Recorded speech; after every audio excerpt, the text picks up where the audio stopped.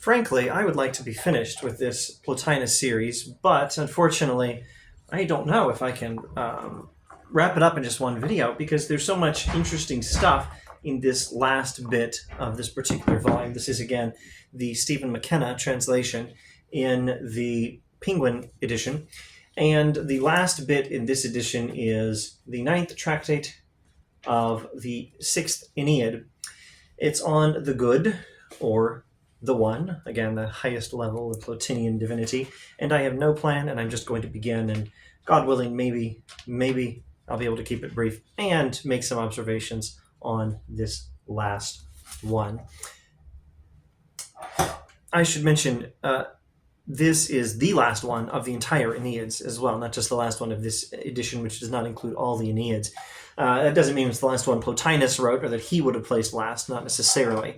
The Aeneads, I hope I mentioned this at the beginning of this series, the Aeneads was arranged by Plotinus' follower Porphyry. Now, it is in virtue of unity that beings are beings, says Plotinus. Now, this is a very important principle in pre-modern philosophy.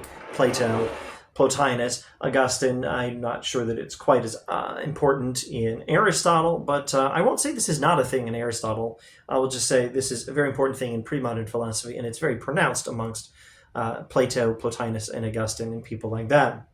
It is in virtue of unity that beings are beings. Now, what does that mean? It means you can't have anything without unity. This teacup has its handle, its base, its rim, it has its different molecules, and it's unity that makes a single teacup out of them. It's a very simple illustration, but the general idea should hold for anything. Nothing can exist unless it is a single thing, unless it is a whole, W-H-O-L-E. Nothing can exist unless it is a unified thing. This is most obvious with things that have parts.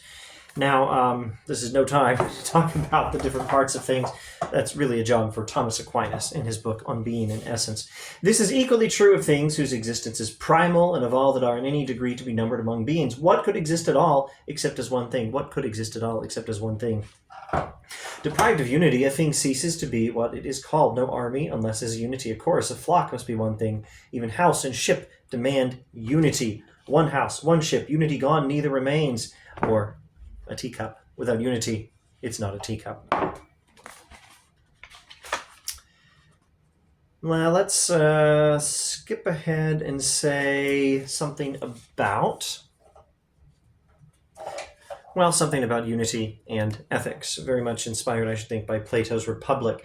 Health, similarly, is the condition of a body acting as a coordinate unity. You don't want the different parts of your body or different elements in your body to be failing to act as a unity. The body is healthier when the whole thing is working together as a single whole. Beauty appears when limbs and features are controlled by this principle, unity. Moral excellence is of a soul acting as a concordant total brought to unity. Moral excellence involves unity of soul. Now, maybe I should clarify that nothing is unity itself except the one. The soul is a unity. The soul confers unity on that which is beneath it. The soul, even the individual soul, is a manifold, though not composed of parts. It has diverse powers, reasoning, desire, and perceiving, all held together by this chain of unity. The soul brings unity to, I think we would say, I'm not going to scour the text to be certain of this, but this is a very pre-modern philosophy thing to say. The soul gives unity to the body. This is not a living body that I have, that I am in, that is in my soul, whichever formulation best approximates Plotinian philosophy here. I'm not speaking for myself. I'm a Baptist. I'm not going to agree with Plotinus on everything here, but working for Plotinus at the moment.